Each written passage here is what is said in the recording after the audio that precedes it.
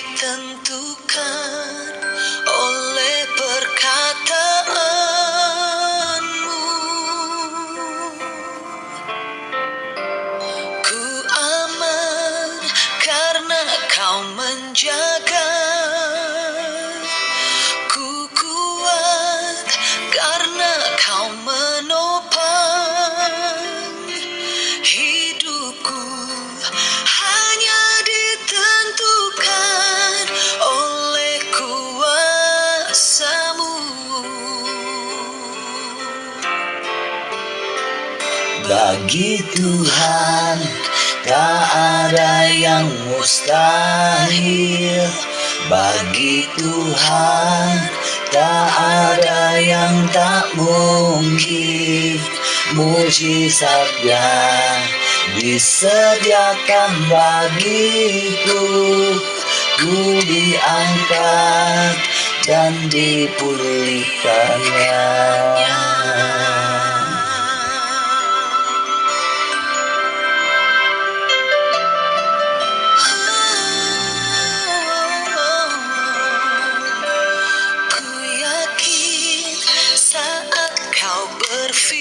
Amin. Ku menang saat kau bertindak. Hidupku hanya ditentukan oleh kata-Mu.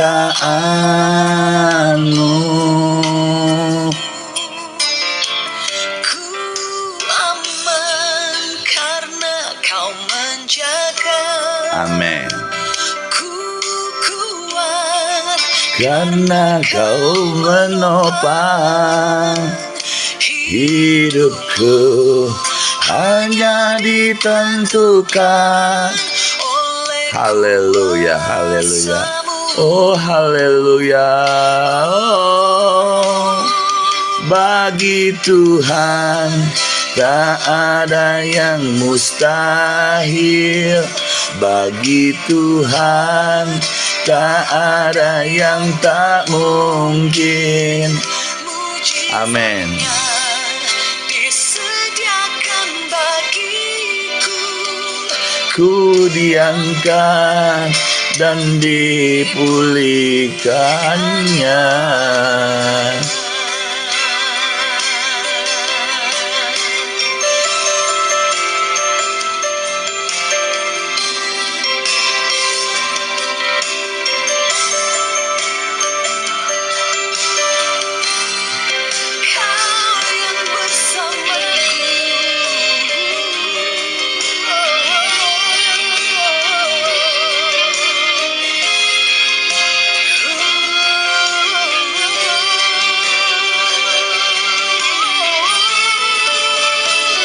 Bagi Tuhan. Amin, amin. Pimpin saya membawa sabda kebenaran firman Tuhan. Pimpin semua orang-orang yang salah dalam memahami. Bukakan mata yang buta, celikan mata dia beda mengerti kebenaran sabda firman Tuhan. Biarkan hamba-Mu ini dipimpin oleh Roh. Tolong izinkan aku mohon Roh memimpin hamba-Mu dalam berbicara, sehingga yang keluar itu bukan dari mulut hamba-Mu lagi, tapi firman Tuhan yang keluar itu semua datangnya dari-Mu, bukan dari saya. Tuhan, aku percaya Kau pakai aku untuk menyampaikan sabda kebenaran firman Tuhan ini dengan sangat luar biasa. Orang yang mendengar semua diberkati dan mereka mengerti apa yang seperti Kau mau. Haleluya, puji Tuhan.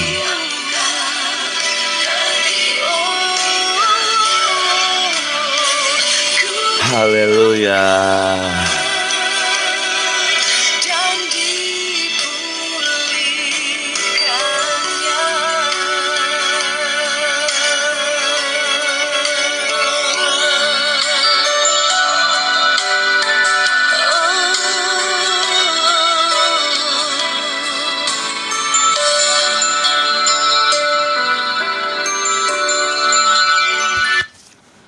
Bagi Tuhan tak ada yang mustahil. Bagi Tuhan tak ada yang tak mungkin.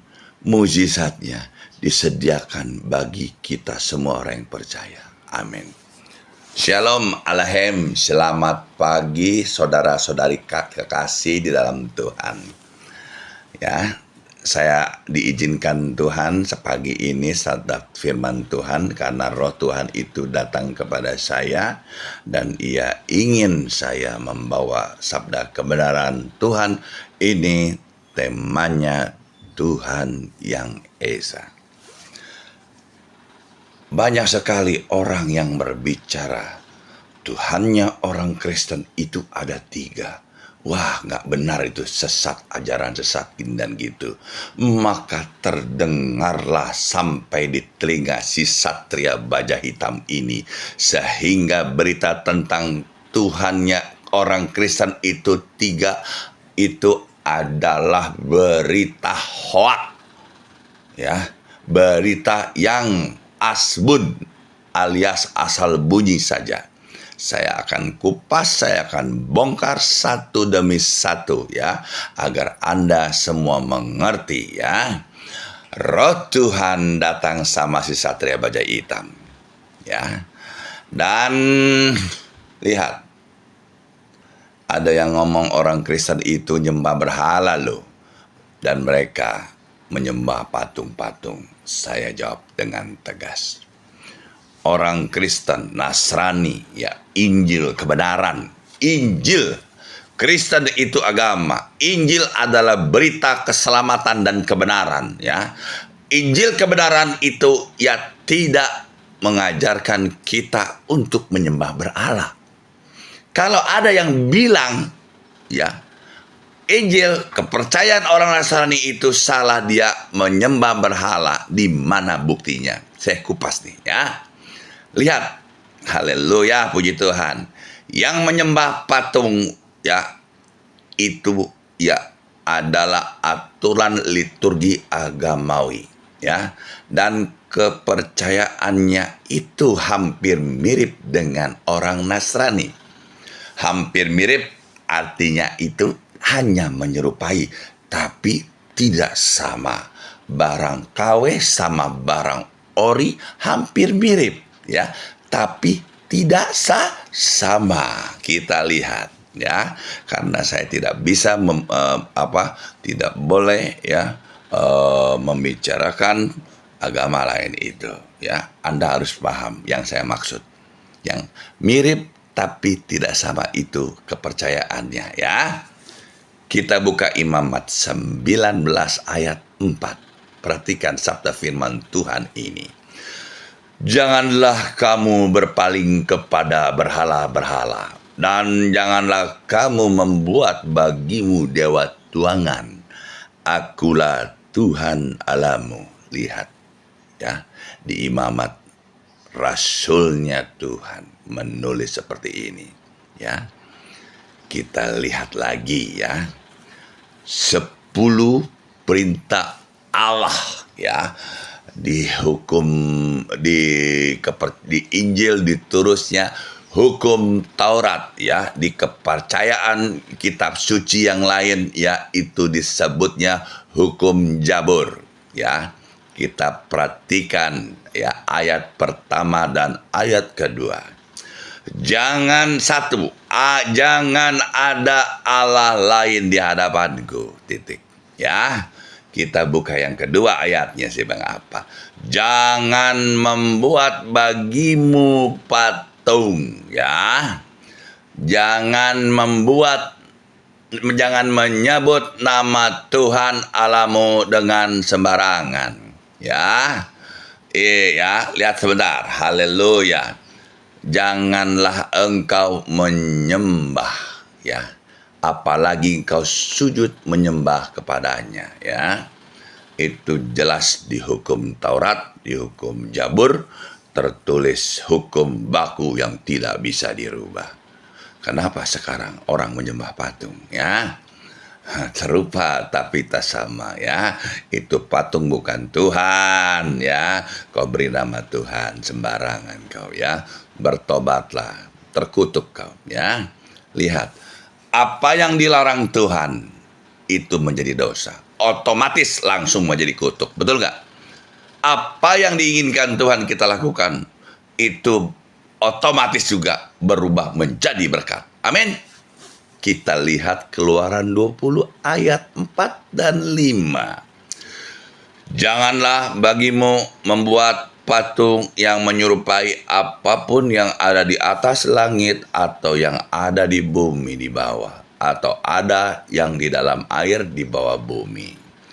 Jangan sujud menyembah kepadanya atau beribadah kepadanya, sebab aku Tuhan Allahmu adalah Allah yang cemburu. Ingat loh ya, Allah kita Allah yang cemburu ya, yang akan membalas kesalahan ini kepada bapa, kepada anak-anaknya. Nah, bapak itu seorang kepala keluarga, anak-anaknya sampai keturunan-keturunannya, ketiga, keempat dari orang-orang yang membenci dia. Dianggapnya apa? Penyembahan berhala itu adalah kutukan, dan dianggapnya sama Tuhan, sama Allah, yaitu membenci dia. Sehingga kutuk itu datang dalam keluarga dia. Tidak sedikit loh orang yang menyembah berhala. Perhatikan keluarganya. Miskin, kalau nggak penyakitan, kutukan, ini dan itu. Hidupnya tidak diberkati. Karena Tuhan tidak ada di situ. Tuhan tidak berkenan. Tuhan tidak memberkati. Ya. Karena Tuhan benci juga. Tuhan cemburu, Tuhan marah loh. Ya. Ya, kita baca lagi di Keluaran 20 ayat 23. Janganlah kamu membuat di atas sampingku ala perak, ya. Juga ala emas janganlah kamu buat bagimu. Bayangkan, ada yang membuat Tuhan ya dari perak dan emas loh. Serupa tapi tak sama. Saya tidak boleh menyebutkan kepercayaannya, tapi saya hanya mengasih kisi-kisinya saja. Anda yang mendengarkan, Anda mengerti. Anda yang mendengarkan tidak mengerti, ya salah sendiri. Kita buka Keluaran 23 ayat 24. Jangan engkau sujud menyembah kepada Allah mereka atau beribadah kepadanya. Janganlah engkau meniru perbuatan mereka, ya. Tetapi haruslah engkau memusnahkan sama sekali patung-patung berhala buatan mereka, dan tugu-tugu berhala haruslah engkau remukkan sama sekali. Tuhan marah loh. Tuhan suruh hancurin, suruh bakar semuanya gitu-gituan ya. Musnahkan sampai tidak ada ya. Kita lihat di Keluaran 34 ayat 17.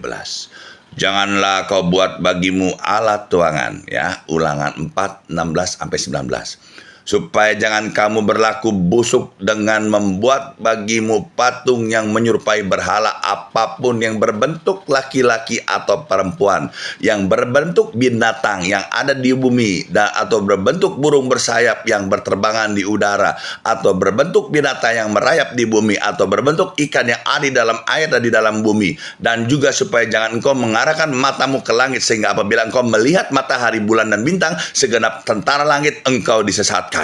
Dan sujud menyembah dan beribadah sekalian yang justru diberi Tuhan Allah kepada segala bangsa di seluruh kolong langit, ya, sebagai bagian mereka, ya. Marah lo Tuhan melarang semua ya.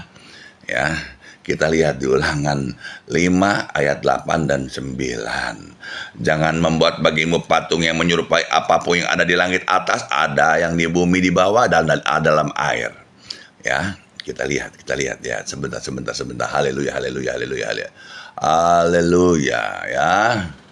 Haleluya. Sebentar. Haleluya. Oke.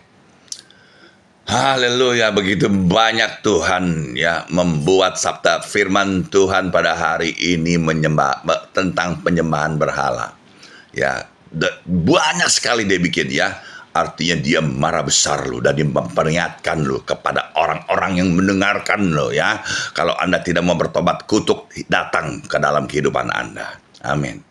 Ya, kita baca ayat selanjutnya. Jangan sujud menyembah kepadanya dan beribadah kepadanya, sebab aku adalah Tuhan Allah yang cemburu. Dia ngomong lagi di situ tuh.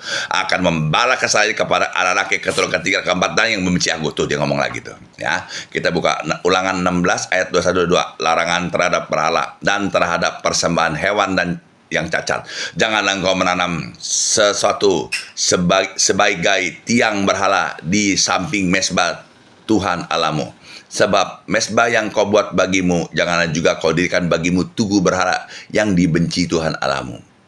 Banyak sekali lo orang-orang Tionghoa lo ya. Dia siapin ya orang-orang kepercayaan ya dari tradisi dia kakek nenek moyang mereka ya, siapin makan lah daging ini itu segala macam, patung disembah ya Tuhan, marah lo zaman main lo ya. Nggak heran hidup yang engkau hidupmu yang melakukan itu tidak diberkati ya. Kita buka Ulangan 27 ayat 15. Terkutuklah orang yang membuat patung pahatan, ngomong lagi, marah lagi dia lo ya, atau patung tuangan, sesuatu kekejian bagi Tuhan ya, buatan tangan seorang tukang dan mendirikannya dan disembunyikan di seluruh bangsa, itu haruslah menjawab amin. Dia bilang terkutuk arti dilarang ya, yang membuat patung ya itu semuanya itu dilarang Tuhan ya. Kita buka Mazmur 97 ayat 7. Semua orang yang beribadah kepada patung akan mendapat malu. Rasain loh. Orang yang memegahkan diri karena berharap Allah, segala Allah sujud menyembah kepadanya. Bayangin Tuhan akan bikin malu. Kita buka Mazmur 115 ayat 4 dan 8. Banyak sekali loh firman Tuhan hari ini loh tentang penyembahan berhala ya. Karena Tuhan ingin semuanya mendengarkan ya, bertobat ya. Tuhan marah, kutuk dalam kehidupan Anda. Setan iblis mengambil kesempatan dalam kesempitan dan maka dia akan datang dalam kehidupan Anda dan tidak akan pernah ada kasih ampun kepadamu ya. Kita lihat 115 ayat 4. Berharap mereka adalah perak emas buatan tangan manusia, mempunyai mulut tetapi tidak dapat berkata-kata. Ya jelas aja patung itu ya dibikin dari emas dan perak ya, punya mulut tapi gak bisa berkata-kata, bikin malu aja disembah yang begituan. Mempunyai mata tapi tidak bisa melihat, ya jelas lah orang patung mana bisa lihat. Mempunyai telinga tetapi tidak bisa mendengar ya, mempunyai hidung tetapi tidak bisa mencium, mempunyai tangan tetapi tidak bisa meraba-raba, mempunyai kaki tetapi tidak bisa berjalan dan tidak dapat memberi suara. Dengan kerongkongannya seperti itulah jadi orang-orang yang membuat semua orang yang percaya kepadanya. Alangkah bodohnya firman Tuhan telah menegur Anda. Patung itu patung punya mata, punya mulut, punya gigi, tapi semuanya nggak berfungsi. Ya patung mana bisa berfungsi karena dia patung ya.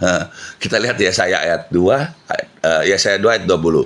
Pada hari itu berhala perak emas ya yang dibuat manusia sujud menyembah kepadanya akan dilempar kepada tikus dan kelelawar. Artinya yang melakukan itu, berbicara tikus, itu akan dilempar ya kepada tempat-tempat yang bau busuk ya. Kelelawar berbicara apa ya, bicara iblis ya, atau apa, kau akan dilempar ke sana, dibikin malu aja Tuhan marah lo ya. Kita lihat Yesaya 44 ayat 9 sampai 20. Kebodohan pemuja patung. Orang-orang yang membentuk patung semuanya adalah kesia-siaan dan barang-barang kesayangan mereka itu tidaklah memberi faedah. Penyembahan patung itu tidaklah terlihat dan tidak mengetahui apa-apa. Oleh karena itu mereka akan mendapat malu. Rasain loh ya. Siapakah yang membentuk Allah dan menuang patung yang tidak memberi faedah, sesungguhnya semua pengikutnya akan mendapat malu. Dan tukang-tukangnya adalah manusia belaka. Mereka semua berkumpul dan bangkit berdiri, mereka akan gentar dan mendapat malu bersama. Malu lagi loh ya. Tukang besi membuat dalam bara api, menempa dengan palu. Ia mengerjakan segala tenaganya dan dengan tangannya, bahkan ia menahan lapar sehingga habislah tenaganya, dan ia tidak minum air sehingga ia letih lesu. Tukang kayu merentangkan tali pengukur dan membuat bagan sebuah patung dengan kapur merah, dan ia mengerjakan dengan pahat dan mengirisnya dengan jangka. Lalu ia memberi bentuk seorang laki-laki kepadanya seperti seorang manusia yang tampan. Dan selanjutnya ditempatkan dalam kuil. Mungkin ia menebang pohon-pohon aras, atau ia memilih pohon saru, pohon terbantin, lalu membiarkan tumbuh menjadi besar. Ia menanam pohon salam, lalu hujan membuat besar, dan kayu itu menjadi kayu api bagi manusia yang memakai untuk memanaskan diri, lalu ia menyalakan untuk membakar roti. Tapi ia membuat menjadi Allah yang menyembah kepadanya. Bayangin tuh ya, kayu buat bakaran itu dibuat patung, disembah dan dijadikan Allahnya. Sangat bodoh sekali. Ia mengerjakan menjadi patung lalu sujud kepadanya. Setengahnya dibakar dalam api, di atasnya dipanggangnya daging, lalu ia memakan daging dipanggang itu sambil berkata, aku sudah menjadi panas, aku telah memanaskan kepanasan api. Dan sisa kayu itu dikerjakan menjadi Allah, menjadi patung sembahannya. Ia sujud kepadanya dan ia menyembah dan berdoa kepadanya. Tolong aku sebab engkaulah Allahku. Orang seperti itu tidak mengetahui apa-apa dan tidak mengerti apa-apa. Sebab matanya melek, ya kan, tapi tertutup sehingga tidak dapat melihat. Sehingga hatinya tertutup juga sehingga dia tidak dapat memahami. Tidak ada yang mempertimbangkannya. Tidak ada cukup pengetahuan atau pengertian mengatakan, setengah kubakar ke dalam api dan di atas baranya juga kubakar roti. Sudah kupanggang daging, lalu kumakan. Makanan sisanya akan kubuat menjadi dewa kekejian. Bodoh sekali. Masakah aku akan menyembah kayu kering itu? Orang yang sibuk dengan abu belaka disesatkan oleh hatinya yang tertipu. Ia tidak dapat menyelamatkan jiwanya dan mengatakan, bukankah dusta yang menjadi peganganku? Ya, sesungguhnya engkau yang menyembah berhala, engkau sedang membohongi dirimu sendiri, Tuhan bilang ya. Alangkah bodohnya ya. Kita lihat di Yesaya, haleluya sebentar. Haleluya, firman Tuhan, sabda Tuhan di hari ini banyak sekali loh. Saya juga, kenapa Tuhan begini banyak Tuhan ya? Tapi saya harus sampaikan kebenaran ini ya. Kita buka Yesaya 48, ayat 5 sampai 8. Maka aku memberitahu kepadamu sejak dahulu, sebelum hal itu menjadi kenyataan, aku mengabarkan kepadamu supaya jangan engkau berkata, berhalaku yang melakukannya, patung pahatku dan patung tuanku yang memerintahkannya. Engkau telah mendengar semuanya itu, sekarang engkau harus melihat. Tidaklah kamu sendiri mau mengikutinya. Aku mengabarkan kepadamu hal-hal yang baru dari sejak sekarang, dan hal-hal yang tersimpan yang belum diketahui. Bayangkan tuh ya, saya ini hamba Tuhan dipenuhi dengan Roh Kudus ya, membongkar kitab suci kebenaran Tuhan ini yang sudah ditutup berabad-abad ya. Saya bisa diizinkan Tuhan untuk membawa untuk hari ini, untuk orang-orang yang sudah berabad-abad dari kakek nenek moyangnya dibohongin ya kan, itu saya bongkar loh. Tuhan suruh saya bongkar, kasih tahu itu orang-orang bodoh ya. Terima kasih Tuhan Yesus. Ayat yang 48 ayat yang ke-7. Baru sekarang hal-hal itu diciptakan dan bukan dari sejak dahulu. Dan sebelumnya engkau tidak mendengar, supaya jangan engkau berkata, memang aku telah mengetahuinya. Engkau mendengar ataupun engkau mengetahui juga telingamu terbuka. Dan sejak dahulu aku telah mengetahui bahwa engkau berbuat khianat kekejian, bahwa orang menyebut engkau pemberontak sejak dari kandungan. Rasain loh ya. Lihat Tuhan marah loh, orang-orang yang menyembah berhala sudah dianggap dan keturunan-keturunan itu dianggap pemberontak semua ya di hadapan Tuhan ya. Dari kandungan. Kita buka Yeremia 10 ayat 3 sampai 8. Banyak sekali firman Tuhan. Haleluya, saya harus ngomong, nggak berani kalau nggak disampaikan nanti saya disalahin Tuhan. Maaf ya saudara-saudari. Sebab yang disegani bangsa-bangsa adalah kesia-siaan. Bukankah berhala itu kayu yang ditebang orang dari hutan, dari kerjakan pahat oleh tukang kayu? Orang memindahkan dari orang dengan emas dan perak, orang memperkuatnya dengan paku palu supaya jangan goyang. Berhala itu sama seperti orang-orangan di kebun Mertium dan tidak dapat berbicara. Orang yang mengangkatnya sebab tidak dapat melangkah. Janganlah takut kepadanya, sebab berhala itu tidak berbuat jahat ya, dan berbuat baik pun tidak dapat. Tidak ada sama seperti engkau ya Tuhan. Engkau besar, amin. Namamu besar, amin. Dan engkau perkasa, amin. Tuhan itu seperti itu. Siapakah yang tidak takut kepadamu, Raja bangsa-bangsa? Sungguh kepadamu lah seharusnya sikap yang demikian. Sebab di antara semua orang yang bijaksana dari bangsa-bangsa, di antara raja, mereka tidak ada sama seperti engkau. Berhala itu semuanya bodoh, Tuhan bilang. Dungu, petunjuk dewa itu sia-sia semuanya. Karena itu ya hanya patung belaka. Marah Tuhan. Kita lihat Kisah Rasul 17 ayat 29. Tuhan, saya bingung nih ya, tema khotbah hari ini Tuhan yang Esa, kenapa lari ke sini gitu ya. Tapi nggak apa-apa, saya ikutin aja maunya Tuhan. Karena kita berasal dari keturunan Allah, amin. Kita tidak boleh berpikir bahwa keadaan ilahi sama seperti emas atau perak atau batu ciptaan kesenian dan keahlian manusia. Karena kita diciptakan Tuhan ya melalui firman-Nya ya, dan kita itu keturunan Allah karena kita diciptakan Tuhan melalui firman-Nya. Kenapa kita tidak kembali kepada Allah Sang Pencipta yang benar, menyembah Dia yang benar? Kenapa sekarang ini banyak sekali orang bodoh malah menyembah patung ya? Tuhan marah banget loh ya. Tuhan banyak banget nih ngomong soal penyembahan berhala. Kita buka Roma 2 ayat 22 sampai 23. Engkau yang berkata jangan berzina. Waduh, Tuhan ngomong jangan berzina, ini apa lagi nih? Mengapa engkau sendiri berzina? Aduh, haleluya. Engkau yang jijik akan segala berhala, mengapa engkau sendiri merampok rumah berhala? Engkau bermegah atas hukum Taurat, mengapa engkau sendiri menghina Allah? Dengan melanggar hukum Taurat itu. Salah satu hukum Taurat, larangannya yaitu janganlah engkau berzina. Amin. Kita lihat Roma 2 ayat pertama. Hukuman Allah atas semua orang. Perhatikan ini hukuman firman Tuhan katakan. Karena itu hai manusia, siapapun juga engkau yang menghakimi orang lain, engkau sendiri tidak bebas dari salah. Sebab, haleluya, puji Tuhan.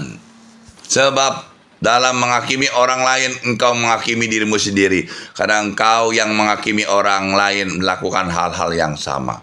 Tuhan membuat hukum. Hukum Tuhan kepada semua orang. Ya, jangan engkau menghakimi. Karena penghakiman itu adalah haknya Tuhan. Jika engkau menghakimi, maka engkau akan dihakimi. Artinya apa? Apa yang kau tabur, itu akan kau tuai. Amin. Kita buka Kolose 1 ayat 19 sampai 20.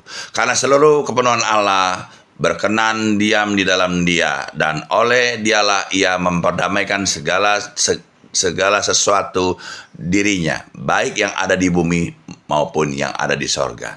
Sudah Ia mengatakan perdamaian oleh darah salib Kristus. Amin. Jika engkau yang mendengarkan sabda firman Tuhan ini, yang sudah mendengar dan mau bertobat, patung penyembahan berhala itu engkau bersedia dimusnahkan begini dan begitu. Kalau engkau takut, hubungi saya. Saya yang beresin tuh setan jin kuntilanak itu ya. Dan sabda Tuhan hari ini menegur Anda dan memberikan kesempatan bagi Anda yang ingin bertobat dan ingin diberkati. Ya, Tuhan perdamaikan. Ya, itu tadi sabda yang sudah saya ucapkan ya. Kita buka Wahyu 13 ayat 14 sampai 15. Ia menyesatkan mereka dan diam di bumi dengan tanda-tanda yang telah diberikan kepadanya untuk dilakukan di depan mata binatang itu. Ia menyuruh mereka diam di bumi supaya mereka mendirikan patung yang menghormati binatang ya, yang luka oleh pedang namun tetap ya hidup ya. Itu, dan kepadanya diberikan kuasa yang memberikan nyawanya kepada patung binatang, sehingga patung binatang itu bicara juga, dan sehingga begitu rupa sehingga semua orang tidak menyembah ya, sehingga semua orang yang tidak menyembah patung binatang itu dibunuh. Bayangin satu hari ya di Wahyu ya, Nabi Yohanes itu melihat di alam supernatural patung yang tadinya tidak bisa bicara pada akhir zaman ya akan disesatkan. Kuasa setan akan memakai patung itu sampai bisa bicara, dan orang-orang mulai menyembah patung itu. Ya, patung itu mempunyai kuasa, apapun yang Anda minta dia bisa berikan ya. Tapi ingat ya, di situ tidak ada Tuhan. Jika engkau minta kepada patung itu, engkau terkutuk, dan tentunya apapun yang dari setan, dari iblis, tidak ada yang gratis. Lihat, dia selalu minta tumbal ya. Saya tidak membahas tumbal, Anda pikir sendiri. Amin. Kita buka Wahyu ayat 22 sampai ayat 22. Wahyu 22 ayat 15. Tetapi anjing-anjing dan tukang sihir, tuh bayangin Tuhan marah lagi. Orang-orang sundal, tuh, orang-orang pembunuh, penyembah berhala, dan setiap orang yang mencintai dosa yang lahir, yang menjadi dusta, dan yang melakukannya ditinggal di luar. Tuhan bilang ya, nggak boleh masuk ke surga. Ya, Tuhan bilang apa? Anjing-anjing loh. Anda yang melakukan itu dibilang anjing loh sama Tuhan loh. Ya, tukang-tukang sihir loh ya. Peramal-peramal loh ya. Tuhan benci loh ya. Orang-orang sundal ya yang melakukan perzinahan ya, prostitusi, marah Tuhan lo ya. Dan orang yang suka membunuh ya, membunuh di zaman sekarang dengan mulutmu aja engkau bisa membunuh orang ya. Engkau berkata kejam kepada orang itu lebih kejam daripada pisau ya. Engkau fitnah lebih kejam daripada pembunuhan ya. Yang menyembah berhala, yang mencintai dusta, semuanya dibuang sama Tuhan. Bayangin. Dahulu saya banyak sekali hamba Tuhan ya yang paham, yang membawa pemahaman mengenai khotbah Allah Tritunggal, akan tetapi tidak ada satupun jawaban yang memuaskan hati saya. Pada satu hari ada salah satu hamba Tuhan ya yang ini agak berbeda ya, ini tidak lazim. Dan ia membawa sabda kebenaran firman Tuhan ini mengenai Tuhan yang Esa. Sehingga saya dipuaskan dan hati saya itu senang sekali. Dan roh saya segar sekali. Dan saya tahu bahwa ini yang benar. Dan hamba Tuhan itu menjadi guru saya. Tapi hamba Tuhan itu sudah pulang ke rumah Bapa di sorga. Dan tugasnya sudah selesai ya. Tuhan cuma satu, Tuhan itu Maha Esa. Amin. Tetapi arti dari Tritunggal itu apa? Ya. Jawab ya. Allah Bapa, Allah Tuhan Yesus, Allah Roh Kudus. Perhatikan, ketiganya Allah tulisannya di depan. Tapi belakangnya berbeda. Allah Bapa, Allah Tuhan Yesus, Allah Roh Kudus. Allah Bapa yaitu Allah segala Bapa, Allah segala roh, Bapa segala roh. Tuhan Yesus adalah Tuhan ya yang jadi Tuhannya manusia ya.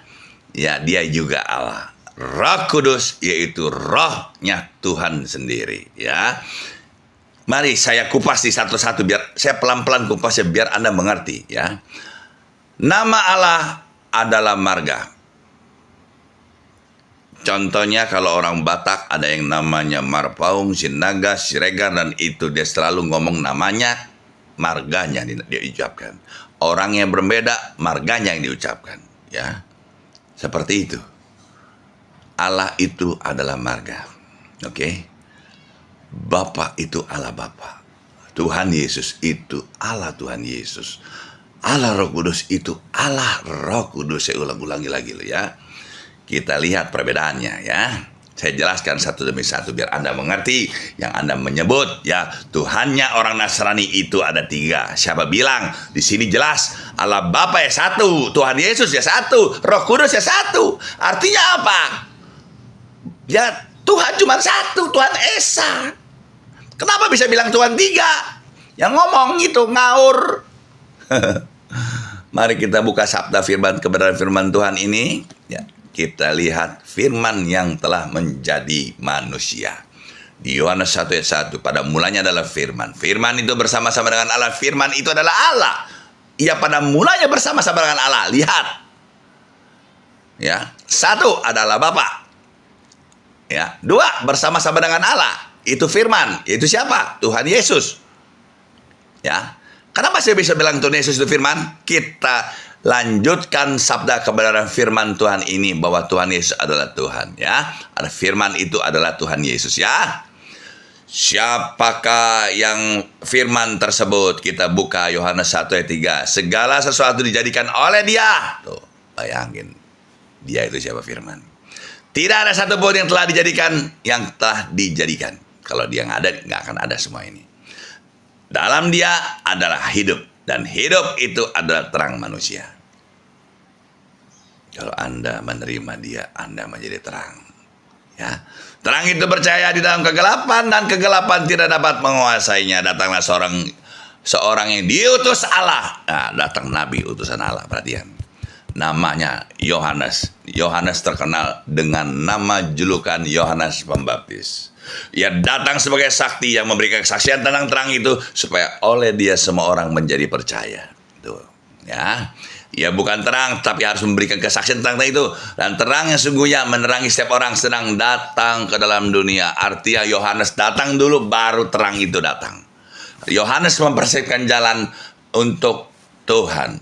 Karena Nabi Yohanes ya meluruskan jalan yang sudah sero. Dan Nabi Yohanes Pembaptis adalah seorang nabi yang mengabarkan tentang kerajaan, bertobatlah, kerajaan sorga sudah dekat. Amin. Lihat, perhatikan ya. Terang yang sesungguhnya menerangi setiap orang sedang datang ke dunia. Ia ada di dalam dunia dan dunia dijadikan olehnya, tetapi dunia tidak mengenalnya. Karena firman itu menjadi manusia. Jadi begitu dia menjadi manusia, otomatis jadi orang tidak mengenal dia. Amin. Karena dia menjadi manusia 100%, ya. Tetapi ia datang kepada kepemilikannya, tetapi orang-orang yang kepunyaannya tidak menerimanya. Bayangin coba, kasihan nggak Tuhan tuh. Dia firman itu menjadi manusia, dia yang menciptakan semuanya ini, tapi orang-orang tidak menerima dia. Tetapi semua orang yang menerimanya diberi kuasa supaya menjadi anak-anak Allah. Ya, luar biasa jadi anak-anak Allah. Kalau jadi anak, berarti kita anak Tuhan. Kalau jadi anak Allah, berarti kita tuh ahli waris dari kerajaan sorga. Yang boleh masuk ke dalam kerajaan sorga hanya anak. Ingat, garis bawahi. Kalau Anda belum jadi anak, kasihan deh lo. Ya. Lihat Yohanes Pembaptis. Maka datanglah Yesus dari Galilea, Yordan, kepada Yohanes untuk dibaptis olehnya. Tetapi Yohanes mencegah dia. Katanya, akulah yang harus dibaptis olehmu Tuhan. Dia tahu, dia sadar dia hanya nabi, ding datang Tuhan. Hanya engkau yang layak membaptisku Tuhan. Dan engkau yang datang kepadaku. Lihat apa kata Tuhan.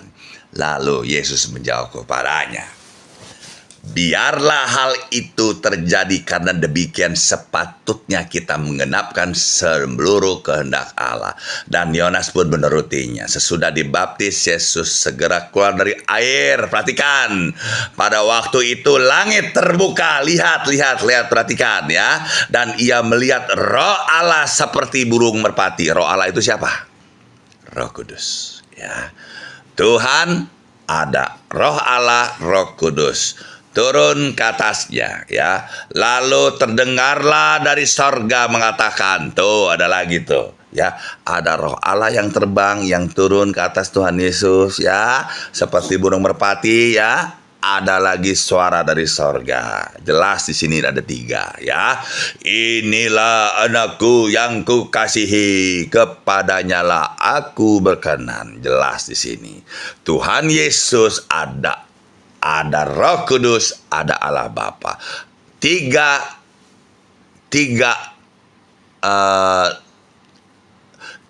pribadi yang berlainan namun satu Allah, ya. 3 pribadi yang berlainan namun satu marga, yaitu Allah, ya. Kalau ada yang sebut ya tuh cuma satu, itu ngawur.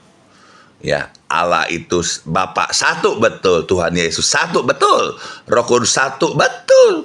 Tuhan itu Esa cuma satu, betul. Tapi ada yang bilang itu 3 itu satu, aneh itu, ya kan? Mana itu ya? Ajaran sesat dari mana itu? Bertobatlah engkau yang mendengarkan ini. Karena yang saya ucapkan ini adalah dimensi supranatural. Karena Allah Bapa, Tuhan Yesus, Roh Kudus itu Allah yang ada di supranatural. Dia berkata, jadilah langit dan bumi, ya. Jadilah langit dan bumi, maka di materi itu langsung jadi, ya. Karena segala sesuatu itu dimulainya dari alam supranatural yang bertobatlah, yang Anda salah memahaminya, ya, karena Anda berbicara natural, makanya nggak pernah nyambung, ya.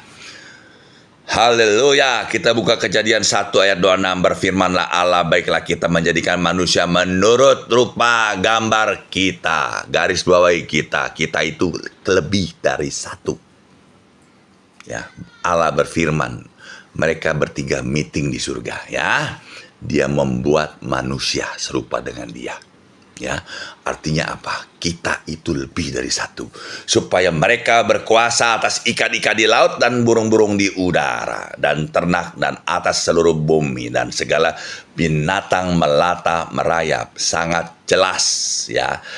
Ini ya tertulis lebih dari satu. Saya katakan, Allah Bapa, Tuhan Yesus, Roh Kudus itu sedang meeting. Dia mau bikin manusia. Dia menciptakan manusia melalui firman-Nya. Amin. Kita lihat. Amin. Tuhan Yesus 100% manusia. Karena Tuhan Yesus waktu menjadi manusia, dia bisa mati. Amin. Pada hari ya Tuhan Yesus membawa murid-murid ke Yakobus dan Yohanes, naiklah ke sebuah gunung. Tiba-tiba Yesus berubah rupa. Perhatikan. Allah berfirman kepada Tuhan. Lihat tuh, ada Allah. Allah berfirman kepada Tuhan. Bapa berfirman kepada Tuhan Yesus. Maka wajahnya bercahaya seperti matahari. Pakaiannya menjadi putih, bersinar ya seperti terang. Ya, bayangkan. Allah Bapa berbicara dengan Tuhan Yesus. Tuhan Yesus berubah wajahnya. Ya, dan bercahaya seperti matahari, ya, terangnya itu lebih terang dari matahari, ya.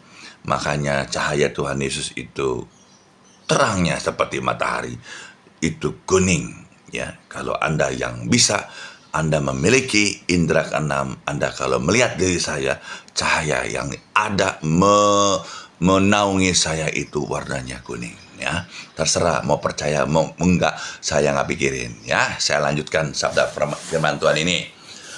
Matius 17 ayat 3, maka nampaklah kepada mereka Musa dan Elia sedang berbicara dengan dia. Kata Petrus kepada Tuhan, betapa bahagianya kami berada di tempat ini. Jika engkau mau biarkan kudirikan di sini 3 kemah, 1 kemah untuk Tuhan, 1 untuk Musa, 1 untuk Elia. Ya, perhatikan. Ya, Dan tiba-tiba sedang ia bercahaya, turunlah awan menaungi mereka. Dalam awan itu terdengar suara berkata, inilah anak yang kukasihi, kepadanya lah aku berkenan. Tuhan di dunia ini, Tuhan manusia, dan Allah Bapa ya berkata di awan-awan, inilah anak yang kukasihi, kepadanya lah aku berkenan. Selanjutnya dia bilang apa? Orang di seluruh dunia ini, manusia-manusia ini, dengarkan dia. Tuhan bilang begitu, Bapa bilang, Allah bilang begitu. Dengarkan Isa Al-Masih, Isa bin Maryam itu. Dengarkan Tuhan Yesus itu. Dia bilang, artinya semua perkataan ini benar. Ikuti perkataannya, ikutin ajarannya, agar Anda tidak tersesat. Amin. Jelas tertulis ada 2 pribadi. Ya, ada Bapa, ada Tuhan Yesus. Amin. Waktu Tuhan Yesus sedang berdoa di Taman Getsemani, nih jelas nih, ia berdoa sendirian, 11 murid sedang tidur karena malam itu malam Sabat. Ya, saya yakin murid-murid tidur karena mereka banyakkan minum anggur. Karena tradisi orang Yahudi, hari Sabat, malam Sabat mereka minum anggur, ya. Jadi minumnya kebanyakan, jadi tidur bablas. Akhirnya Tuhan doa sendiri. Tuhan berdoa kepada Bapaknya, ya. Kita lihat. Ya, di Matius 26 ayat 39. Dalam malam sebelum penyalibannya, Yesus berdoa kepada Bapaknya, Bapakku, sekiranya mungkin biarlah cawan ini lalu daripadaku, tapi janganlah seperti yang kukehendaki, ya, melainkan seperti yang kau kehendaki. Tuh, Tuhan berbicara kepada Bapaknya. Ya, jelas di sini ada 2 pribadi yang berlainan. Secara manusia Tuhan mempunyai rasa takut karena akan tiba waktunya dia akan disalib, dia akan mati, dia mengalami siksaan yang luar biasa, dan secara manusia dia tidak sanggup. Makanya dia manusia, ya, tapi dia menjadi Tuhan. Kita lihat setelah Tuhan Yesus mengalami siksaan dan penderitaan yang amat luar biasa, ya, dan dia sampai disalibkan. Baca ayat selanjutnya di Matius 27 ayat 46. Kira-kira jam 3 berseru Yesus dengan suara nyaring, Eli Eli lama sabachthani, artinya Allahku, Allahku, mengapa engkau meninggalkan aku? Kepada bapaknya, ia meninggalkan dia karena orang ini hukum di atas kayu salib adalah orang berdosa, orang yang paling terkutuk. Hukuman mati yang harus dia jalankan itu ada dua di zaman itu. Satu, ya, hukuman pancung, kepalanya langsung dipotong penggal, langsung hilang, dan hukuman disalib, mati perlahan-lahan sampai busuk digantung ke salib. Ya, lihat di sini Tuhan berseru, Bapakku, Bapakku, mengapa engkau meninggalkan aku? Ada dua pribadi yang berlainan. Tuh. Ya. Kapan Tuhan Yesus kembali menjadi Tuhan yang sesungguhnya?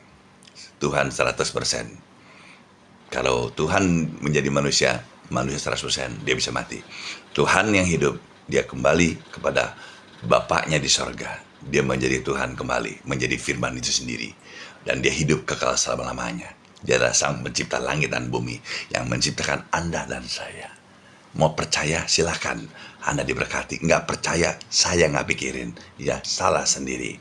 Kejadian 1, kita buka Kejadian 1 ayat 1-7. Pada mulanya Allah menciptakan langit dan bumi. Allah Bapa, Allah Tuhan Yesus, dan Allah Roh Kudus. Amin. Kita lihat ya peran Roh Kudus di sini. Ya, bumi belum berbentuk, ya, kosong. Artinya bumi belum berbentuk, kosong. Artinya bumi sudah ada. Ya. Gelap gulita, ya, menutupi samudera raya, ya, akibat perbuatan si iblis, si Lucifer itu dibuang ke bumi. Dia ngamuk, bumi dibikin diacak-acak jadi gado-gado, tapi Tuhan tidak berbicara tentang gado-gadonya, ya, tapi lihat apa yang dilakukan Roh Kudus, ya. Roh Allah melayang-layang di atas permukaan air. Berfirmanlah. Bayangkan Roh Kudus. Ya, udah rusak segala macam diperbaiki. Jadilah terang, lalu terang itu langsung jadi. Allah melihat terang itu baik, lalu dipisahkannya terang itu dari gelap, dan Allah menamai terang itu siang dan gelap itu malam. Jadilah petang, jadilah pagi. Itulah hari pertama. Allah berfirman, jadilah cakrawala tengah segala air yang memisahkan air. Maka yang menjadikan cakrawala, ia memisahkan air yang di bawah cakrawala itu ada air di atasnya, dan dijadikanlah. Roh Kudus memisahkan air. Air itu dipisahkan, dibendung sama dia. Yang kita tahu, kita sebut sekarang ini ada lautan. Begitu dahsyat dan begitu luar biasanya apa yang dilakukan Roh Kudus. Ya, dia menata yang sudah rusak, dia bikin indah. Sampai hari ini kita bisa menikmatinya dan kita bisa melihatnya, betapa dahsyatnya, betapa luar biasanya ciptaan Tuhan. Ya, kita lihat Yohanes 5 ayat 19. Anak tidak dapat melakukan dari dirinya sendiri, itu Tuhan sendiri ngomong, melainkan ya yang diutus kehendak Bapaknya. Jelas di sini ada Tuhan Yesus, ada Bapaknya. Maka Yesus menjawab kepada mereka, aku berkata kepadamu, sesungguhnya anak tidak dapat mengerjakan sesuatu dari dirinya. Bayangkan tuh. Ya, lihat. Sendiri, jika tidak ia melihat Bapa mengerjakannya. Sebab apa yang dikerjakan Bapa itu juga dikerjakan anak. Jadi apa yang dikerjakan Tuhan Yesus, ya kan? Itu dia ikut Bapaknya. Bapaknya itu ya Allah Bapa. Betul nggak? Jelas. Ada dua pribadi yang berlainan. Setelah Tuhan Yesus bangkit dari dunia mati, ia menampakkan diri kepada murid-muridnya, dan Tuhan Yesus Kristus kembali duduk di sebelah kanan Bapa, dan Tuhan bersan mengirimkan Roh Kudus untuk menemani dan menghiburmu. Amin. Yaitu Roh Kudus. Tuhan ke surga, Roh Kudus tidak turun. Sebelum Tuhan ke surga, Roh Kudus belum turun. Begitu Roh Kudus turun, yang dia menemani Anda di saat Anda susah, dia ada buat Anda. Anda bahagia, dia ada buat Anda. Anda tidak mengerti firman Tuhan, diajarin. Jangan kau sekali-kali engkau mendukakan dia. Karena sabda firman Tuhan mengatakan, janganlah engkau mendukakan Roh Kudus.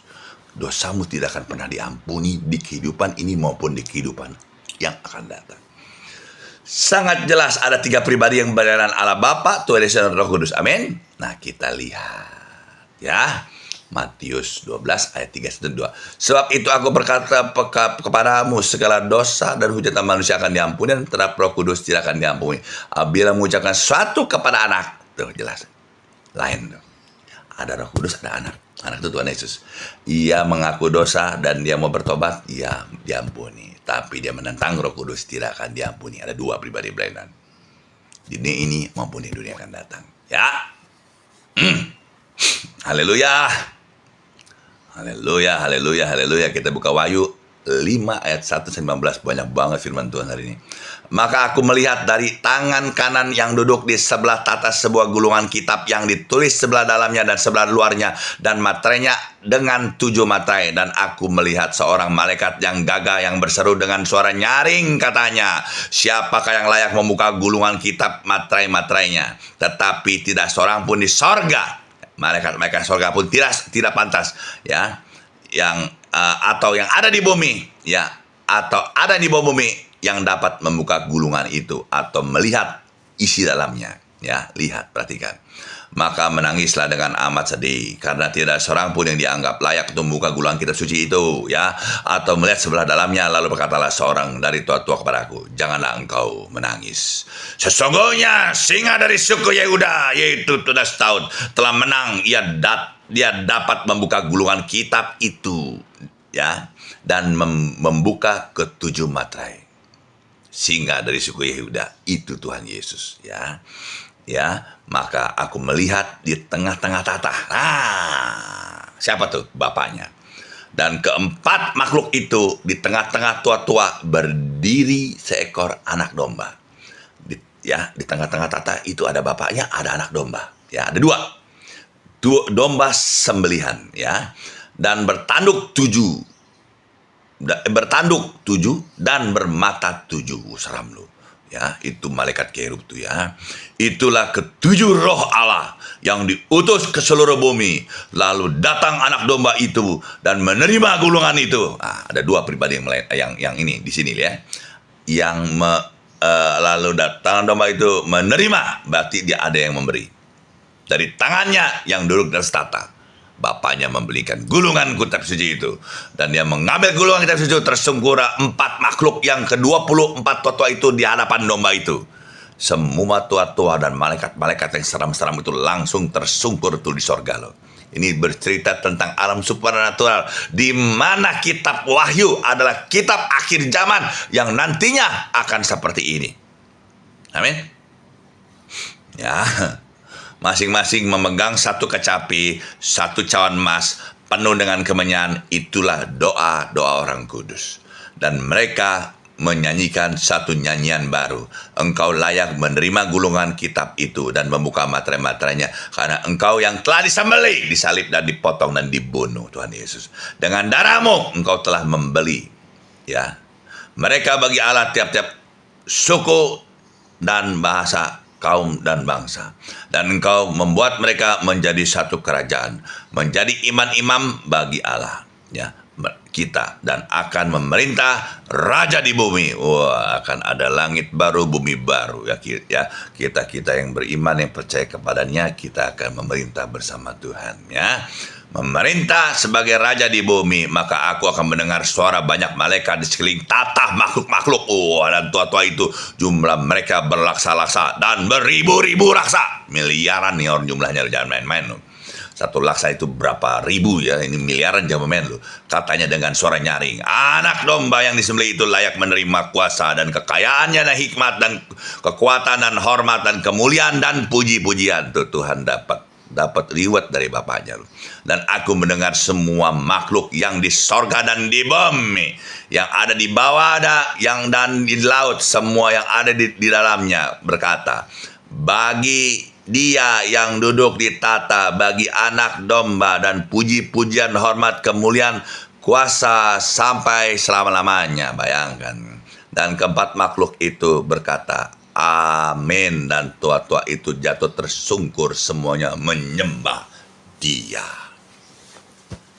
Amin. Demikianlah sabda kebenaran firman Tuhan. Saya sudah bongkar, ya. Kalau Anda penasaran dan ingin penjelasan, karena ini di-share di YouTube, Setiap khotbah saya selalu cantumkan nomor WA only, ya. Anda akan boleh bertanya kepada saya akan menjawab, ya. Anda yang tidak mengerti, saya akan buat mengerti. Tapi kalau Anda sudah dikasih ngerti, nggak mengerti, mohon maaf, saya tidak ladenin, ya. Sebelum kita naikkan satu pujian, kita percaya Tuhan itu luar biasa, ya. Haleluya. Mari kita lihat, kita naikkan satu pujian, ya. Allah peduli, ya. Amin. Tuhan Yesus luar biasa. Tuhan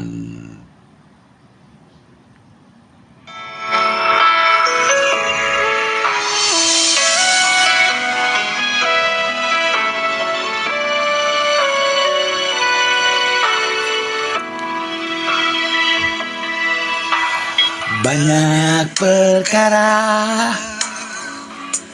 yang tak dapat ku mengerti. Mengapakah harus terjadi di dalam kehidupan ini? Satu perkara yang ku simpan dalam hati, tiada sesuatu kan terjadi, karena Allah peduli. Haleluya.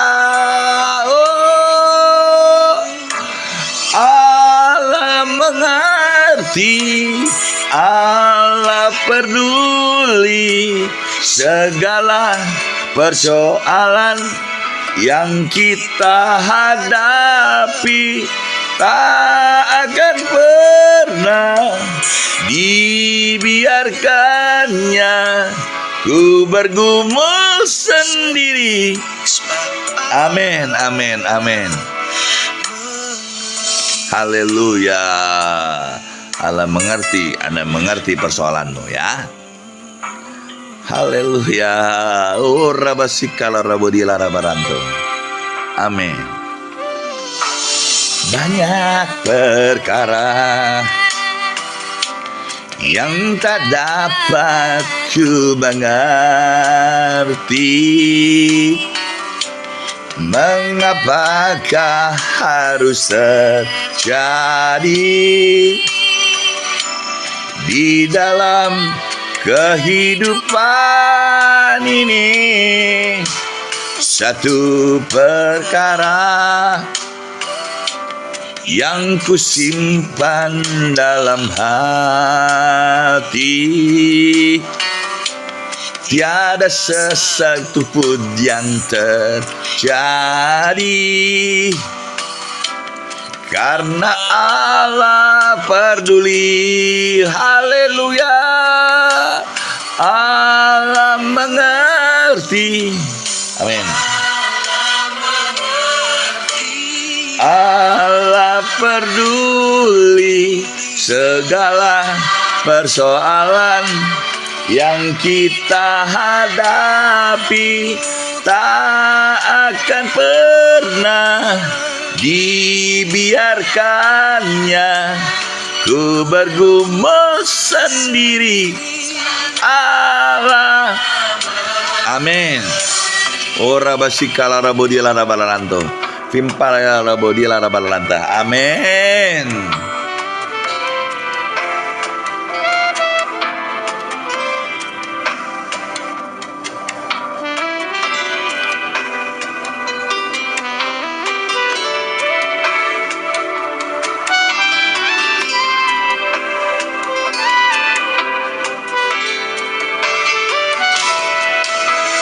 Allah mengerti, Allah peduli segala persoalan yang kita hadapi. Amin. Ku bergumul sendiri sebab Allah peduli. Oh haleluya.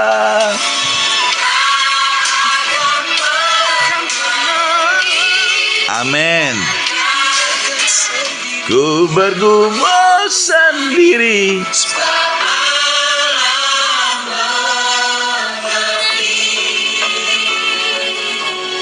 Tiada biarkanmu sendiri, sebab Allah mengerti. Allah mengerti, Allah peduli segala persoalan yang engkau alami. Anda yang mendengar sabda kebenaran firman Tuhan mau bertobat, bertobatlah, bersembahlah Allah yang benar, Tuhan yang benar, jangan sembah yang lain, karena Dia marah, Dia Allah yang cemburu. Ya, janganlah sampai kutuk itu datang dalam kehidupan Anda. Semua yang percaya sabda kebenaran firman Tuhan pada siang hari, kita sama-sama katakan, Amin.